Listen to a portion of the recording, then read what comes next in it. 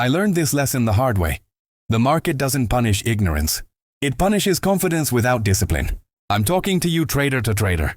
Not as a guru, not from a pedestal, but as someone who has stared at the screen at 2 a.m., heart racing, convinced that this trade was finally different.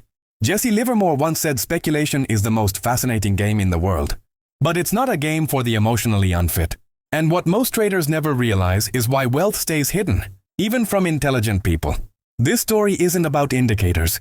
It's not about entries or secret strategies. It's about the 5 hidden rules of wealth, the rules Livermore lived by, broke, paid for, and ultimately warned us about. Because here's the truth no one likes to admit. Most traders don't lose money because the market is unfair. They lose because they violate rules they don't even know exist. I remember the first time I thought I had figured it out. Profits stacked up. Confidence surged. I felt unstoppable. Then one emotional decision, just one, erased weeks of discipline. Livermore warned us about this exact moment. He said the market is never wrong, but opinions often are. Modern traders are trained to defend opinions. Livermore trained himself to defend capital. This is where the real story begins.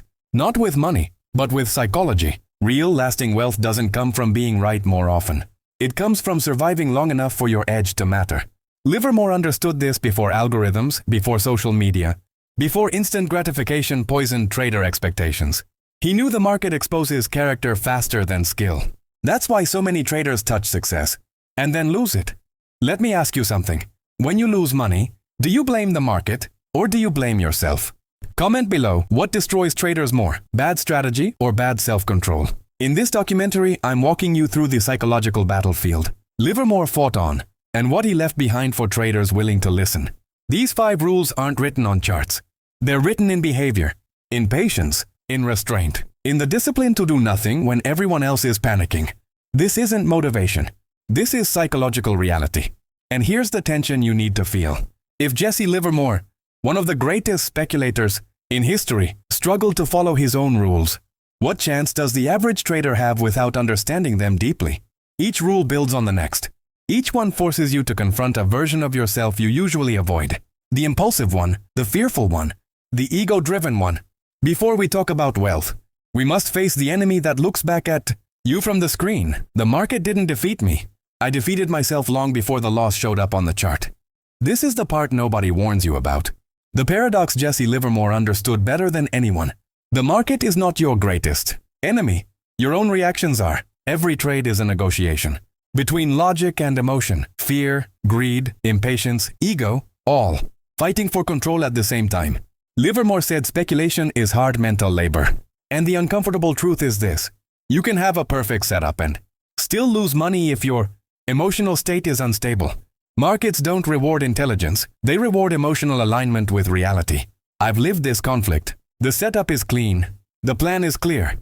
But my hand hesitates or jumps too early. I cut winners short and let losers run.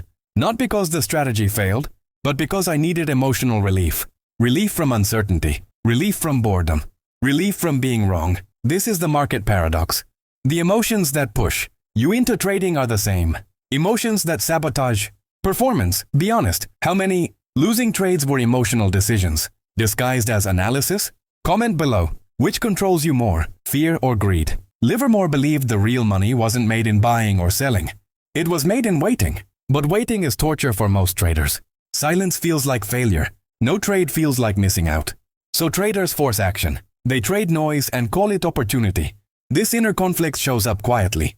You feel uncomfortable when you're not in a position. You feel smart when you click buy. You feel alive when price moves fast. Without realizing it, you stop trading markets and start trading emotions. Livermore warned that traders fail because they can't sit still. They crave confirmation. They want the market to obey their schedule. But the market doesn't care about your timing, your bills, or your hopes. I remember exiting a flawless trade early. Nothing wrong. No invalidation, just boredom. Minutes later, price exploded without me. That wasn't a technical mistake. That was emotional weakness. This is why wealth stays hidden. Not because it's impossible, but because it demands emotional neutrality. The ability to stay calm when you're right, and even calmer when you're wrong. The paradox deepens here. To make money, you must stop needing to make money. Livermore knew the desire to be right is poison. The need to feel smart is poison. Modern traders amplify this through social media, screenshots, comparisons, false confidence. But Livermore traded in silence. He respected boredom. He respected inactivity.